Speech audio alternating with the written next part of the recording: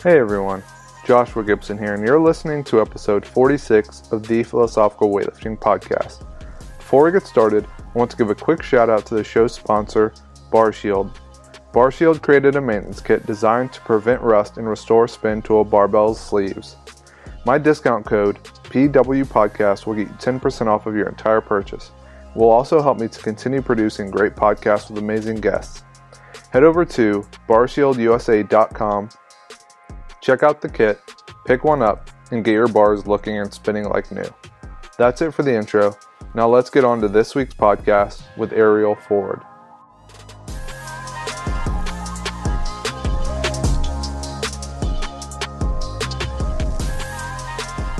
And we are live. I am joined today by Ariel Ford. Ariel is an American weightlifter, a national medalist, and a very strong woman.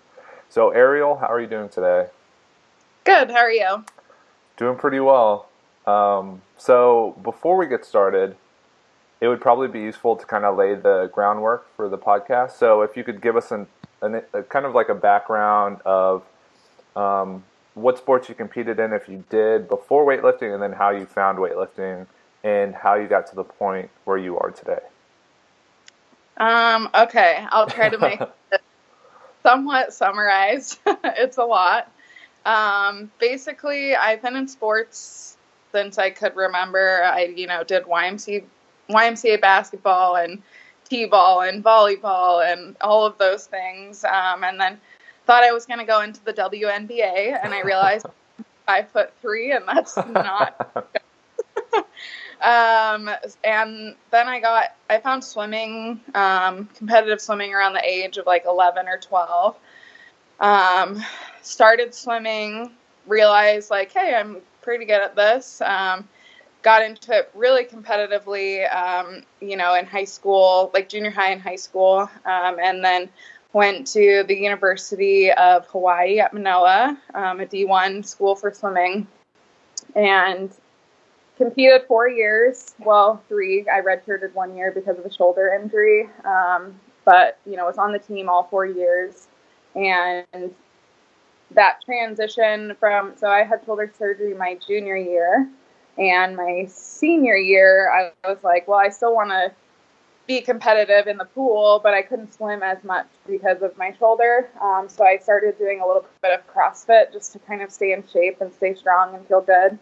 And one of the CrossFit coaches at CrossFit Davis in California, he was like, oh, you'd be really good at weightlifting. And I had no idea what a snatch was, knew what a clean was, but didn't know what a jerk was. So he kind of taught me. He was like, you should do a meet at the end of the summer. And I was like, oh, I don't know. Like, I don't even know what the lifts are. Like, what do you do? And so he taught me how to do the basics, snatch and clean and jerk, in about 2 to 3 weeks. And then I competed at this local competition in Sacramento. I think I placed like 3rd or something. And I remember like Kevin and Paul Doherty with Hassle Free, they're there. They're always at those meets. And they were like, oh, you should, think about weightlifting seriously. And I just kind of like blew it off like, oh, I'm a swimmer. Like, I'm not doing weightlifting, But I did buy weightlifting shoes at that meet, and I just kind of like kept them in my closet. And then swam my senior year at the University of Hawaii. And after that was over, I just kind of felt like incomplete in a way. Like I'd spent 12 years of my life doing competitive swimming and like wasn't even close to like my potential in the sport for a lot of different reasons, and just kind of was like, I'm not really done competing. My parents were shocked when I told them that I wanted to compete in weightlifting, after being a competitive athlete my whole life. They're like, I thought we were done with this. So I kind of was like, well, I'll take it on as my own. I'll still try to find a job after college and all of that. So kind of developed it, had my first weightlifting coach who was coaching me like from Monterey, California to Hawaii via like Skype and text and email, basically. Trained for a little while and then ended up moving back to California, still training under him. But at this point, I was only like 3 hours away from that coach. And he was like, you should move here, do weightlifting full time, you know, and you can coach CrossFit, you know, to support you financially. And I was like, okay. So, you know, after a year of living back at home, I decided to move to Monterey, California. Trained under Jacob Sipkin for, I think, a total of like 1.5 years or so. And in that time had qualified for like the American Open final in Palm Springs in 2012.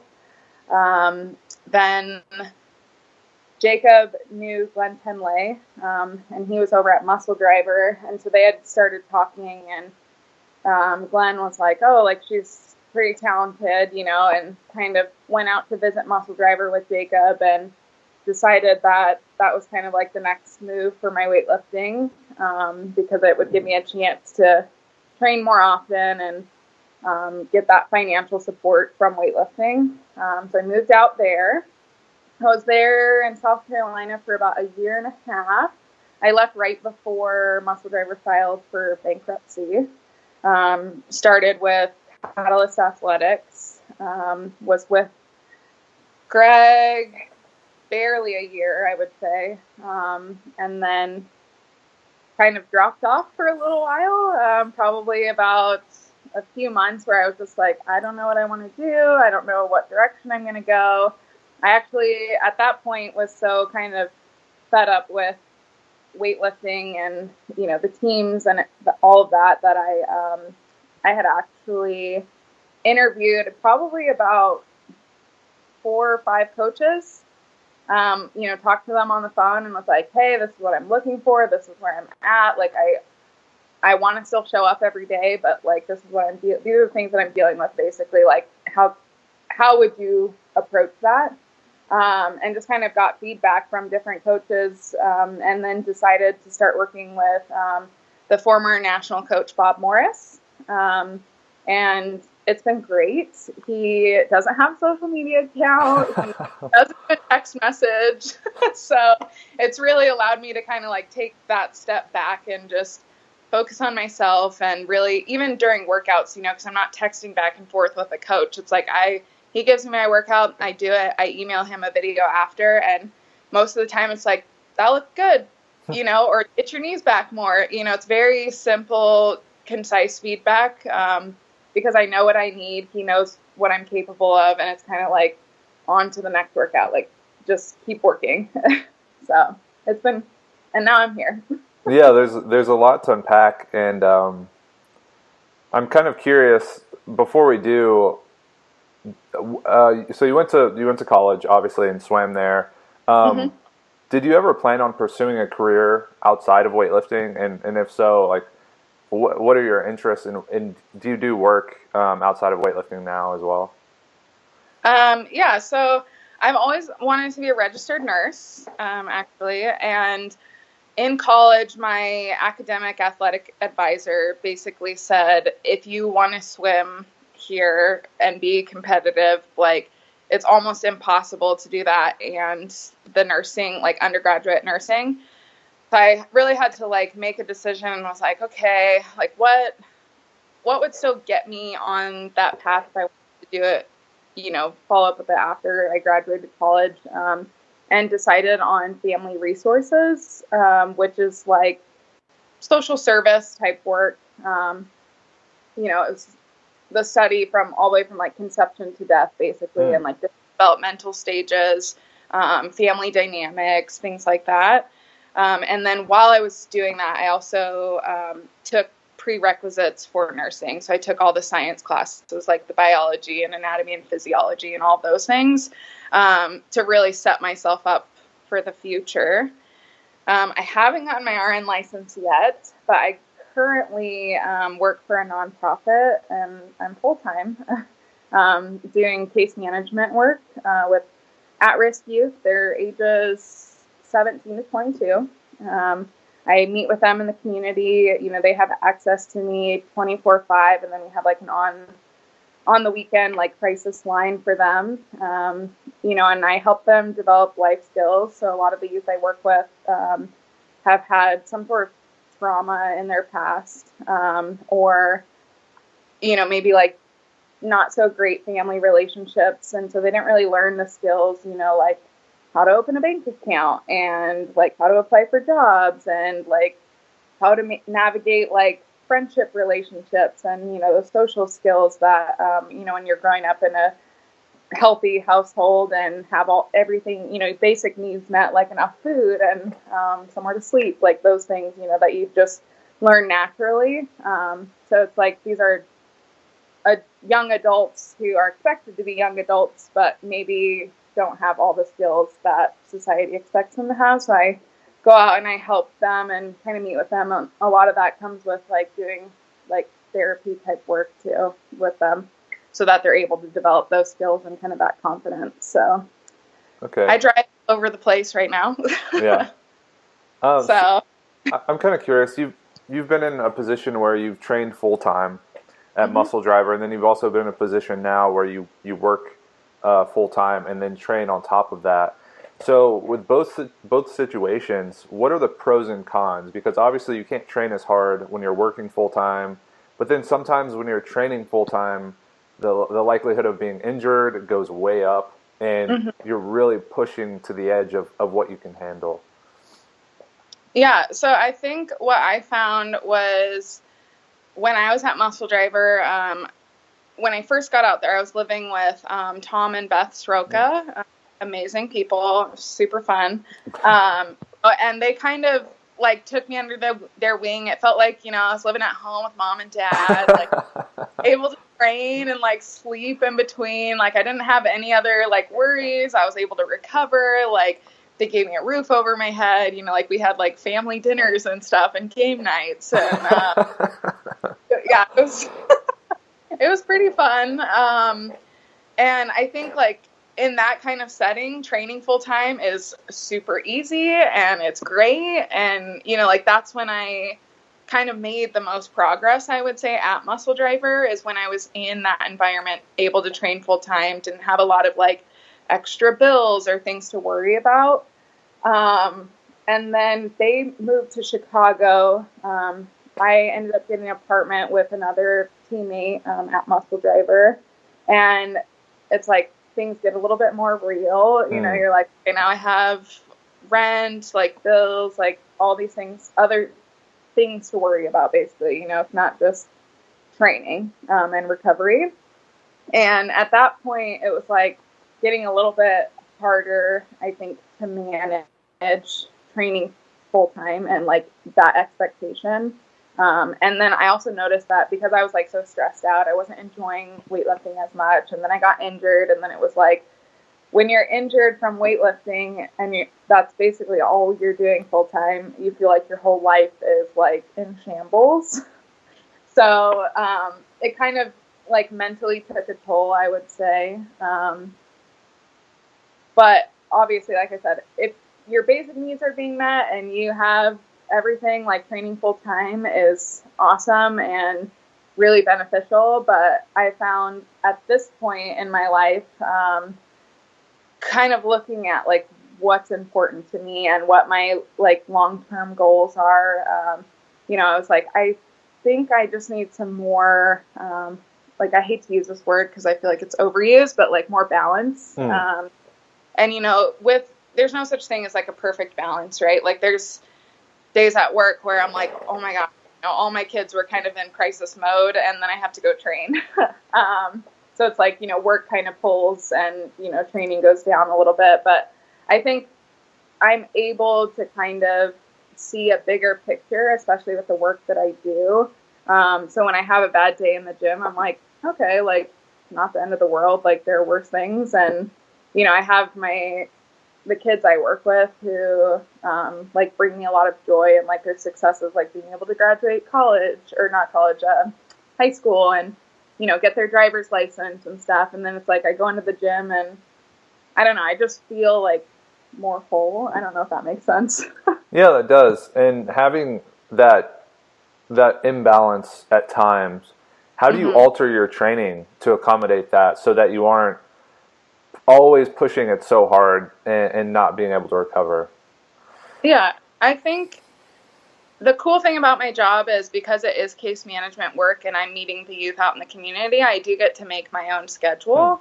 Obviously it's like when the youth can meet and kind of balancing that, but I schedule in my planner weightlifting and, like block it out. And most of the kids I work with like know that I do weightlifting like pretty seriously and the amount that I train.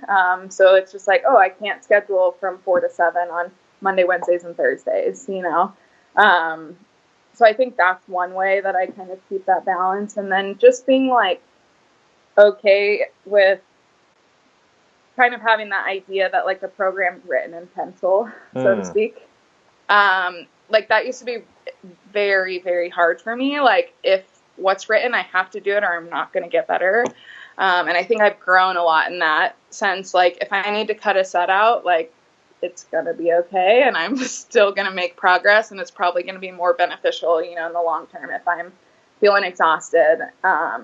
And then there's other days where like, I might be mentally exhausted, but my body's fine. And those are the days that, I think I made a post on Instagram a little while ago that you kind of look yourself in the mirror and you're like, we're doing this. You can do it. Like, here we go.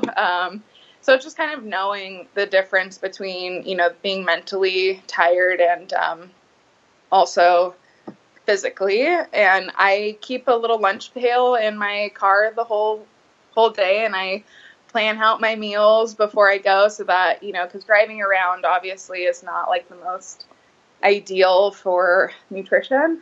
So I really have to plan ahead, and that helps a lot. And then I always have a water bottle that I'm constantly filling up, or going into Starbucks and getting cups of water, just so that those basic needs, I keep going back to that, but I found that if you're able to kind of maintain, the food and the nutrition and the sleep part of it, the extra recovery is like every once in a while you might need, but it's not, I don't think it's as big of a piece as some people make it out to be, if that makes sense. Yeah, it does. And I'm kind of curious to hear about how you progressed at Muscle Driver versus where you're at now. I mean, was it like a pretty similar rate of progression? Did you feel like you were able to improve more at Muscle Driver? Or yeah? Yeah, I would say, so by the time I went out to Muscle Driver, I think it was October of 2013, and like 3 months of training 9 times a week and really pushing weights and being able to, just sleep in between training and all of that. Like my rate of progression was just like almost vertical, like straight up.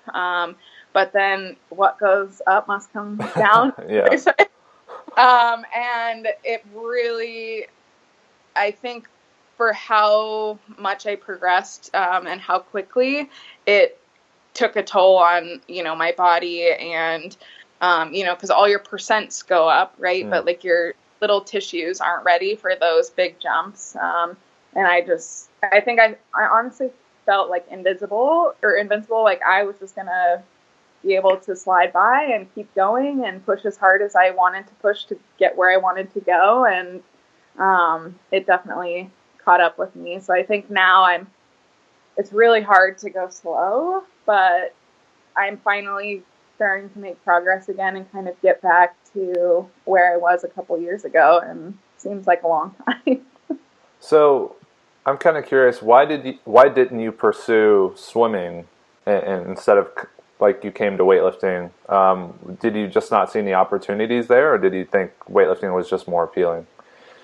Honestly, I feel like I was just like swimming. I was just tired, and I was like, I didn't really know, like I knew nothing.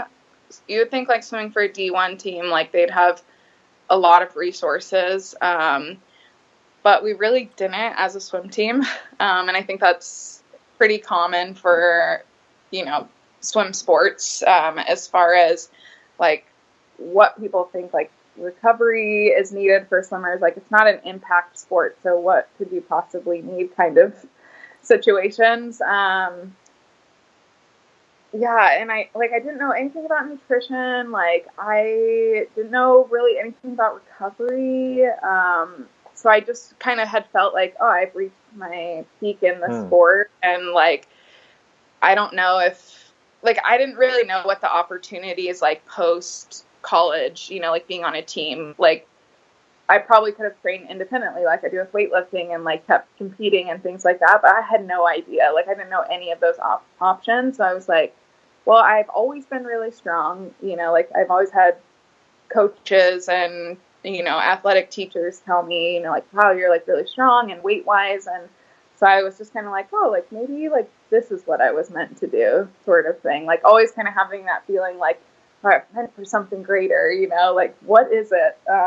Like maybe this is it. So that's kind of why I was like, well, I'll just give it a try. It's something new and fresh and different. So now, do you still have like a passion for swimming? Do you still like coach or yeah? No, I coached for a long time actually.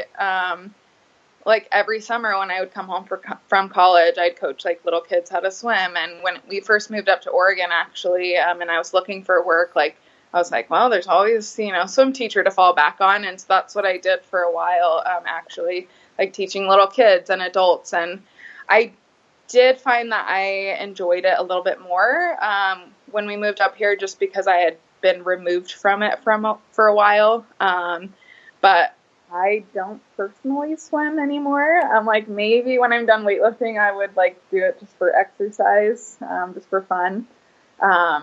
Yeah, it's kind of like that love-hate relationship.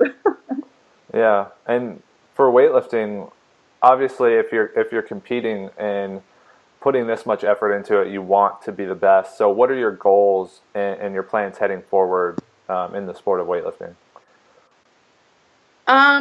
I think right now I have some like personal private goals that, you know, I haven't made public, just because I've been navigating through my elbow surgery and recovery, and with, you know, a significant like death in our family, and just kind of been like, okay, I'm gonna focus on me right now, and I am competing at the American Open 3 as a 76, I guess, and kind of seeing, I guess, where I fall at that point and going from there. Yeah. So what kind of spurred on the change of weight class? Because you moved up to a 75 recently, right? Yeah. Yeah. Like back in November was the first time I competed since my Tommy John surgery.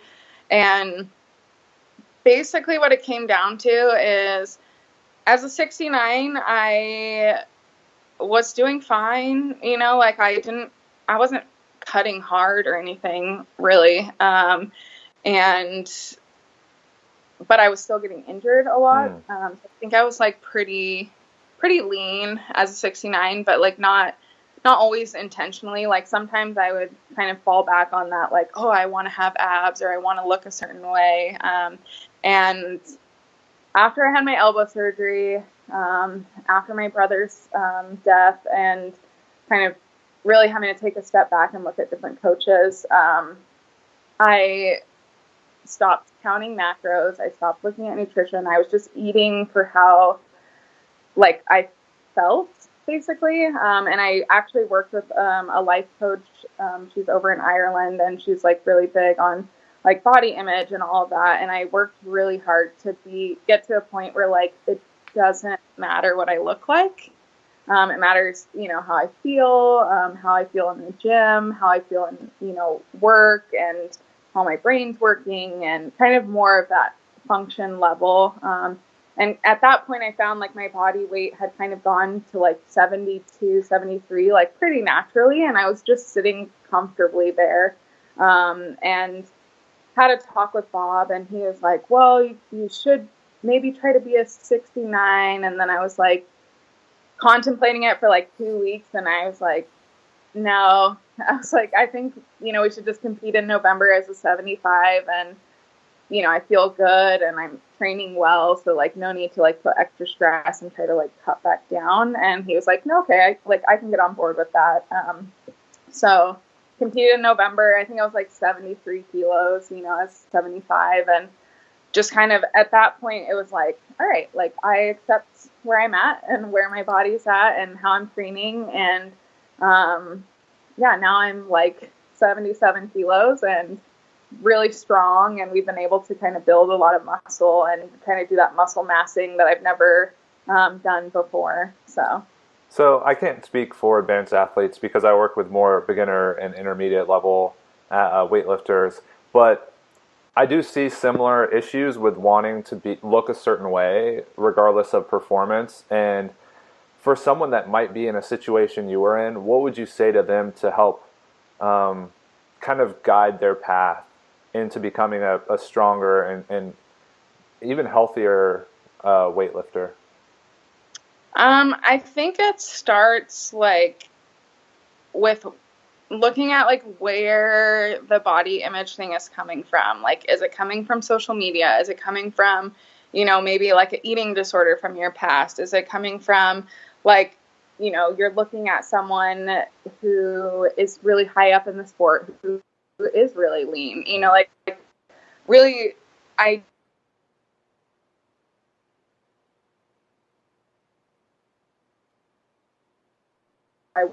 want like having and kind of like establishing those basic things, rather than, I think as females, it's really easy to look in the mirror and be like, oh my God, this is wrong with me, or this is wrong with me, or why do I look like this?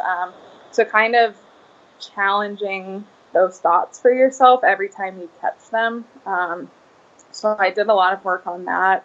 And then I think just like taking note of how like someone's feeling. Like, so if you're training and you feel like crap, but you really want those abs, it's like, okay, well, do you want to have abs, or do you want to, get better? And kind of balancing that, it doesn't mean like go eat a whole pizza, like, it's just like, it's, again, like I keep coming back to balance, and I feel like it's like such a cliche word. Like the whole moderation thing in food, and just like having a serving of ice cream. Like I eat ice cream every single night, but I eat a half cup of it, Yeah. and I'm okay with that. Like, because I'm not cutting anything out of my diet. I don't know if that makes sense, but No, it does. And I guess you kind of referenced it when you said that sometimes people look at higher level athletes that may be a little more gifted genetically to maintain a lower body fat percentage and then compete well. And then it also goes along, I think, with following trends. So like a lot of people want to track their macros kind of to track, but I think inherently when you start doing that, you just become a little more obsessive about how you dole out those macros. So like, then when you want to go out to eat, it's seen more like a binge instead of just like enjoying yourself. So I think it comes back to balance and how you label what you're doing. So kind of the similar thing, I guess, someone dealing with injuries, what advice would you have to give them? Because I imagine as an athlete, you're going to deal with an injury. I'm not sure exactly how severe it would be, but we all go through it. And sometimes it helps to hear from someone that's experienced it, recovered, came back, and performed really well, their process of dealing with it mentally and physically. So I've been injured quite a bit. Like, I think there's people out there for sure who are like, why don't you just stop doing what I'm like, well, like any competitive sport, right? At a certain level, like there's injury that comes along with it. There's aches and pains. Like, you got to like figure it out. And for me, every recovery has been different. My elbow, I'll speak to that one just because it's the most recent. But it's been the hardest. And I don't know if it's because of the type of surgery it was, it's like basically elbow UCL reconstruction, right? And where I was at in life at that point, kind of like stress adds into like recovery. And I think the biggest thing for me recovering from my elbow was being able to look at nutrition in that, like bring it back to nutrition, like looking at it in a way like I need to eat in a way that's gonna help me recover. And help my tissues rebuild themselves, right? So I took away macros. Like, I didn't count macros for like a year after like being on strict nutrition stuff for almost 3 years. Because I was like, okay, that's something that I can control and that I can remove also like the stress of counting macros, right, out of life, which is going to help my body recover if I'm not as, like, if I have one less thing to stress about. And then just showing up, I think, is something that's really hard to do when you're recovering from an injury. And there was a period of time where I was like, I can't show up. Like, I just, like, mentally, physically, like, I can't do it. And I had people in my life at that point who took that as, well, maybe you should just be done then if that's where you're at, you know, and like, if you really wanted it, you would work harder. And I think everyone's journey in recovery from injuries is different, and you need to find people that support you and that support what you're going through, and who encourage you to show up in a healthy, positive way. You know, like, it's like, hey, like, let's go for a walk today. Like, that's still doing something active. And just finding like things that you can do. Because for a while with my elbow, like, I really couldn't do weightlifting, like the overhead positions, the rack position. And I was so tired of just squatting and pulling. And I was like, I'm going to quit weightlifting if I don't find something to do. So I did CrossFit for 3 months. And like, there's nothing wrong with that. Like, it got me excited. I just did the classes like with other people. It gets you around people that, again, that kind of like support, I think is the biggest part of coming back from an injury, and like having fun and remembering like why you're doing this in the first place, kind of grounds you a little bit. And then eating for recovery. That's great. I never really even considered that, but like, a lot of people have this taboo against CrossFit, and they see it as like the stepsister or stepbrother of weightlifting. Yeah. But I think just something that keeps you, like you said, keeps you moving during an injury, keeps you active. Because what you want to do is, I think you want to ease that transition. You want to make that transition back into weightlifting easier. And if you've you're deconditioned and you've lost all forms of fitness that you've developed, it's going to be way more difficult and more mentally stressing than it needs to be.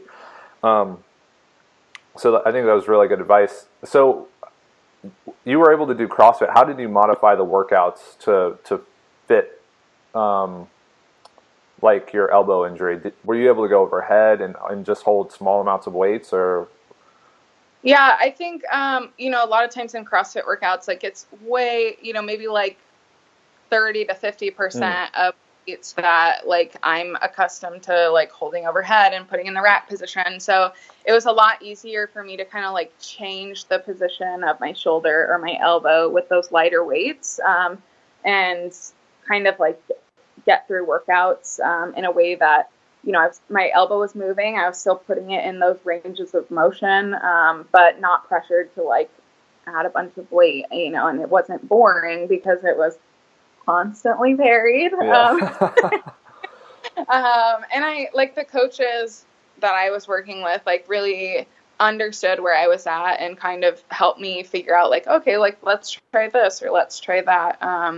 And I think part of it was that I just, like, I don't feel like competitive in CrossFit at this point, because I hadn't done it in a long time. And, you know, everyone knows me as a weightlifter.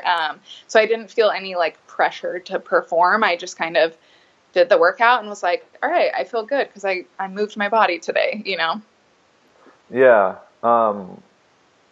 So I think the important thing here, and I remember this quote from somewhere, but it's something about like, you're with yourself 24/7. And what I want to get to is like the self-talk that you had making these transitions, because a lot of people seem to struggle with that. And actually just had Holly Mangold on for the last episode, and she talks about how like confident she is in herself and how she just tries to kind of build herself up rather than tear herself down. So what was your self-talk like making the transition from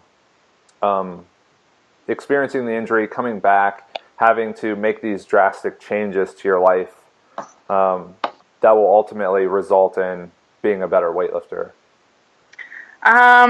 A lot of back and forth. So I think I would be lying if I said like, oh yeah, one day I just woke up and I started telling myself, like, you can do this, Yeah. like, that's not realistic. It was a lot of challenging the negative thoughts. Like, there were a lot of negative thoughts, and there were a lot of, like, I can't do this. I'm never going to be able to compete again. I'm never going to be good enough again. Like, how am I going to get back to where I started? And better. Like, I didn't want to just get back to where I was. Like, I want to be better overall. And I think it's just been catching those thoughts and finding a way to challenge them in a way like, okay, so if I said, I'm never going to be good enough again, it's like, no, like, you're doing all the right things and you're able to lift, and, you can do this. Like, you can get back to where you were. And I think too, something I worked on with the life coach was almost giving, this sounds weird, but giving the negative thoughts like a different persona, like a different name. Like, okay, that's, so-and-so talking, but like Ariel's capable of this. And it seems really like, oh, that's kind of weird. But like, when you start doing it, you're able to kind of separate those thoughts and kind of give yourself some more power and kind of give that positive voice a little bit more control, I think. Yeah, that's a really interesting way to frame it. And I know, like, I'm big into kind of like the pain science world, and they talk about like expectation violations. So setting yourself up to violate the expectations that you have about what you're capable of or what you're able to do. So how'd you make the decision to work with that life coach? Because sometimes doing something like that takes a lot of honesty with yourself, because a lot of people feel like there might be this negative kind of connotation with needing self-help, I guess. So So what was that decision like? So let's see. The person who had recommended this specific life coach was also like my nutrition coach at the time. And I was like, okay, like, I'll just talk to her. So I had like a FaceTime session, like consultation. And I just like, it's one of those things like you just like vibed with somebody, and like we both thought like very similarly. And she was like, no, like, you're a badass. Like, we're going to figure this out. Like, we're going to get you through this. Like, we can do this. And that's like all I needed in that moment was like, you can do this. And I think that's something that coaches can lose sight of sometimes, is sometimes like that's literally all it takes. It's like, you can do this. And I think it's like, oh, you should be doing this. You should be doing that. And it's maybe not necessarily what the athlete needs to hear. I think as athletes, we place a lot of pressure on ourselves naturally. So for somebody else to come in and like place more pressure on you can be hard. So, I just started talking with her and things clicked. I also, because of the death in my family, like also started going to therapy like every other week. And, I think there is that taboo on therapy and mental health and, but just being in the field that I'm in and knowing, I think for people who are on the fence about like getting help and, working on the mental side of things, like shop around. Like, I think someone's, who's hesitant about going to therapy is like, okay, I saw this person, like, I don't feel super comfortable with this, but like, this is my option, and it's like, there are so many therapists, there are so many different types of like sports psychologists, life coaches, and like, it's okay to be like, oh, this isn't working for me. Just like you would like a medical professional, like if you're going to get surgery, like you're probably not going to just first person who says you need surgery, if it's serious surgery, you're going to shop around and ask questions. And, I think you can do the same thing with mental health and to find kind of what works for you. Yeah, and you kind of and when you were talking about picking a coach, you kind of said the same thing. It's about finding who's the best fit for you and your personality, your likes and dislikes, because at the end of the day, you're just kind of building a friendship, someone to kind of find comfort in and to discuss like very intimate problems with.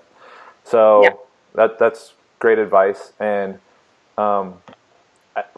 the only question I have here I have a couple questions. I guess we could just run through really quickly.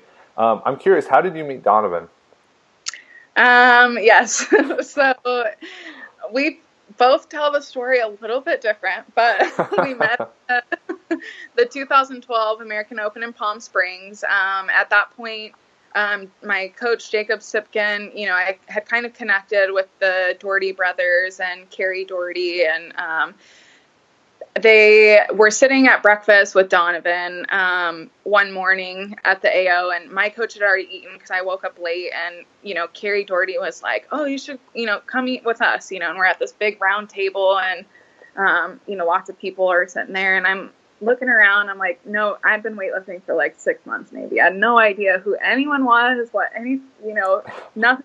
I was like clueless. And kind of like looked out across the table from me and like Donovan sitting there. I was like, oh, he's kind of cute. Like, he was competing that day. So he's like sitting, eating his breakfast, like being quiet and like not saying anything. But I was like, oh, okay. So I lifted, I think it was Sunday when the 69s lifted back then. Lifted, and then my friend and I were like sitting in the back row, like, oh, let's just watch, the men's session, and watching his session, and I was like, oh, he's really good. I was like, I have, no clue who he is. I was like, wow, he's cute and he's good, and okay, and then he ended up winning, and I was like, oh, wow, so I was like, okay, well, that's my way. So I messaged him on Facebook later that night and was just like, hey, congratulations, and he kind of says this whole story, like, it's funny when we tell it together. But we kind of just went back and forth on Facebook Messenger for a while, and then realized, that we grew up like 20 miles from each other, and that I think the American Open was like November, and he was going home for Christmas for like 2 weeks in December. And so we were like, okay, like, let's just hang out. So we went and saw Wreck-It Ralph in the movies, and basically talked the whole time. I don't think we really watched the movie. Not a good first date option. Yeah. And then we just kind of kept talking. And while he went back to the training center, he came out in February, I think, after that. And we're like, we really like each other. And we just started dating and, did the long distance thing for a while. And now we're married. Yeah, that's awesome. And it's cool to see weightlifting fulfill other aspects of your life as well. Yeah, definitely.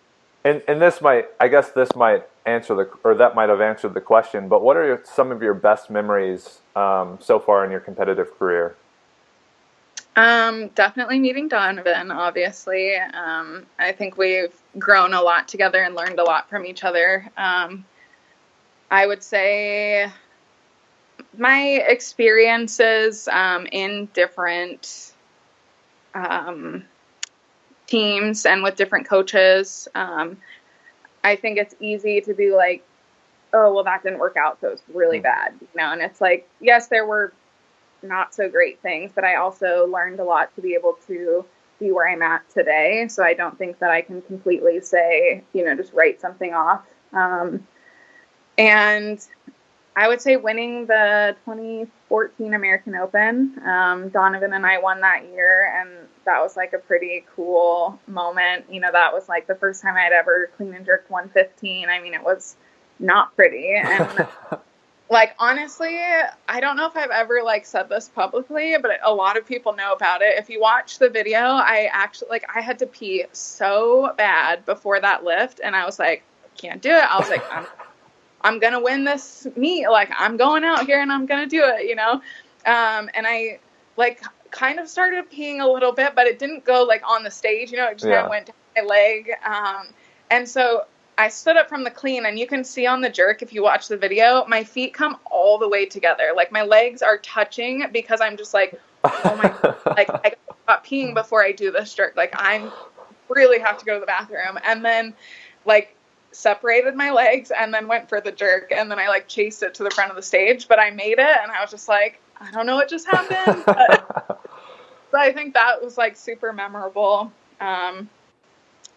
Going to China, was a pretty awesome experience, even though I was injured and it was like kind of embarrassing, doing power lifts at like very low percentages and then, your first international meet. And I think walking out on the stage for Olympic trials was probably like one of the most emotional times in my weightlifting career. Because it was just like, I'd worked so hard just to like even be able to step on that stage, with those lifters. And I knew, I wasn't going to make the Olympic team, but just having that opportunity and being in that situation was probably one of the best experiences. Yeah. I'll see if I can find that clean and jerk and I'll link it. And I'll use that for the Instagram post I make about this. You should. Then I talked to Donovan, and he was saying that the Olympic trials was one of the best meets he's ever competed at because of like, I guess they just like made it look so professional and so well run. And so that kind of stuck out to him as well. Now on the flip side, what are some of like, maybe what are one or two of the most difficult parts of your competitive career so far? The elbow injury, and then I think managing, I guess there's three things. So the elbow injury, managing like growing up as a person, right, with trying to be extremely competitive as an older athlete. And then the third thing is just the caliber of lifting since I started has gone up significantly. And I think with all the injuries I've had, it's been hard to keep up, honestly. And I think it's an amazing thing for the sport, but it's also kind of made that mental side of injuries like even more challenging, and really having to focus on yourself is all you can do. Yeah, that's tough. I talked to a few people, and it seems like every time they reminisce about their careers, they look back and say, well, 4 years ago, I wouldn't have even qualified for this competition, or I wouldn't have medaled. And it seems like everything is increasing exponentially where, I mean, guys are snatching in the like 190, close to 200. Like it's just insane, the level of athleticism at the top of weightlifting. So, which is fun to watch, but tough to compete with. Yeah. I think that's just, it's people, when you look at like who's at that level, like a lot of it is the juniors, and we're getting people in, when they're kind of, their hormones and all those things are kind of like to their advantage, and their living situations and, kind of what they're able to support. And I think that's great for the sport, right? That's how it grows, and that's how you get to be more competitive on the international stage. So I think it's a good thing. It's just challenging for people who have started later and then are trying to keep up as they get older. Yeah, I agree completely. So this last section is more of the philosophical side of the podcast. The questions are a little more abstract. So the first one is, besides the physical improvements from weightlifting, so like getting stronger, faster, and more muscular, do you think it would be useful for everyone to take it up? And what has weightlifting done for you as a person? I definitely think it's useful, especially for females. I think someone out there more scientific than me is probably going to correct me on this, but I think like women's bone density has the capacity to increase all the way up until like 30 years old. And one of the biggest factors in that is like moving weights and lifting weights, to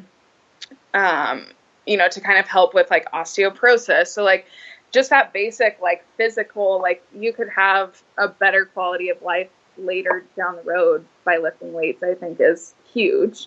And something that is just more recently like accepted, I should say, in society. So I think that's pretty cool. I also think that, I've been a competitive athlete my whole life, and body image wise, because of, that kind of empowerment, like I can lift all this weight, like I'm really strong, like outweighs like, oh, I have, a little bit of cellulite on my legs, or, like I don't have a six pack, because you're like, I'm a badass. I can lift all this weight. Like, I'm stronger than most of the guys in the gym, you know, kind of having that.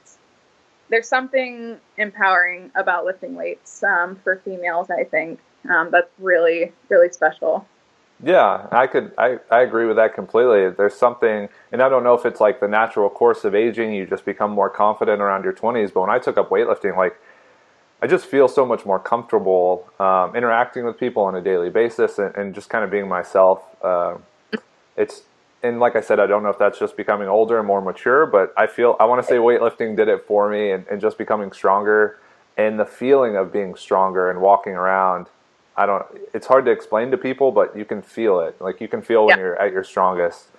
So the next question is, and I guess this kind of goes a little bit away from the worst moments in your career, but this is the worst mistake you've made as an athlete. So maybe something where you were put in a position where you had to make a choice and you feel like you should have did something differently. I think not giving myself enough time to develop, like, the GPT, the general physical preparation, when you first get into weightlifting. I think I'm not the first one to say this, but when you look at other sports and when kids start, right? Like, someone starting like Pop Warner at what, like 6 now, 7, I don't know, like super young. But they're learning all of the basics and they're okay with that because they're 6 or 7. Someone coming into weightlifting at 20, 21 years old, and you tell them you need to learn the basics and you need to slow down and you need to do like this super easy movement when, Joe Schmo's over there, like, snatching 100 kilos, like, what? Like, why can't I just start there?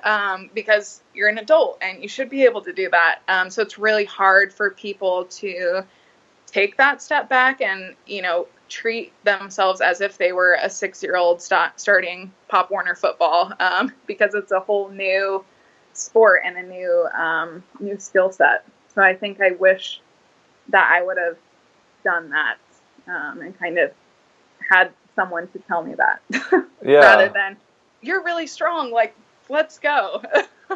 Right. I kind of experienced the same thing with someone I've been coaching. Like, she had noticeable an upper body strength deficit. So, like, we just went to the bench press and the barbell row and just the strict press and just basic strength movements to develop what will really help in the long run versus, like, becoming highly specific and doing a lot of snatches and a lot of clean and jerks, and which is sexy as, like, a 20-year-old wanting to get better. Like, you're going to make progress faster, but the longevity just won't be there, I don't think. Right. And then the last question, it's kind of like the climax of the show, or at least that's what I always say. So what is one thing that people can do each day to better their life? Can be anything at all. Oh, that's one thing. One thing. And I even ask all these one-liners, and I'm like, I actually have 5 things. One thing.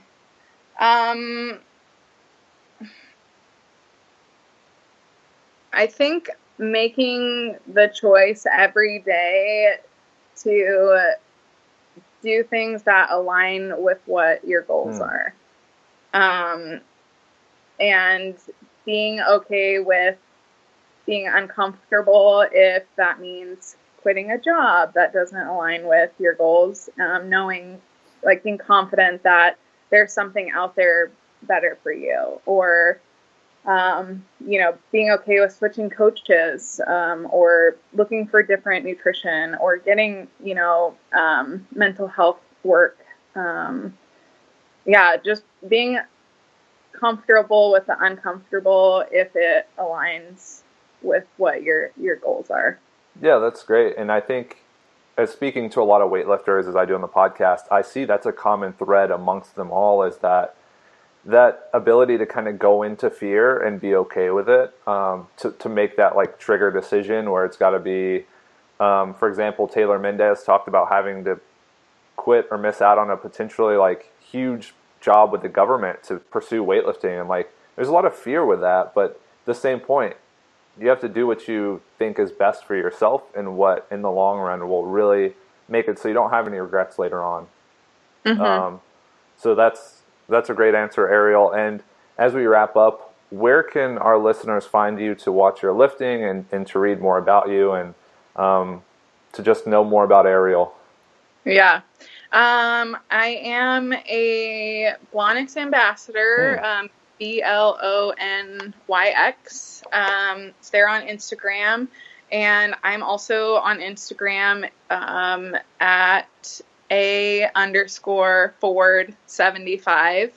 I tried to put 75+1, like as Instagram won't let you put a plus in your handle, so I was really sad about that. But yeah, so A_Ford75, and I am on Facebook. Honestly, my social media has been less of a priority for me. I think just where I'm at in life and what I'm valuing, and kind of goals. But feel free to follow me on Instagram. I also, if you send me a message, I have a lot of people ask about injuries, or just when people reach out and say, like, you are so real and you inspire me and things like that. I think that means a lot to me. So keep it up. Yeah. Follow me. Do you have a discount code for Blonyx in case people do want to purchase products? I do. I believe it's Ariel. Let me look. I forget. That doesn't help. Just take a brief intermission. Yeah. Ariel 10. Okay. Yeah. Okay, awesome. So guys, if you want to pick up some supplements and support Ariel, you can do that through Blonyx. If you do want to talk about the podcast with her, feel free. So far, the feedback I usually get from the podcast, I feel like people will definitely reach out to you. So maybe expect that. And I do want to thank you for coming on and sharing your time. Yeah, thanks for having me. Yeah, no problem. And I will share all the links with you and make sure it's posted everywhere. Cool. And thanks, guys, for listening. This is another episode of the Philosophical Weightlifting Podcast. If you liked it, like, share, subscribe, leave a review. It is much appreciated. And until next time, peace out, guys.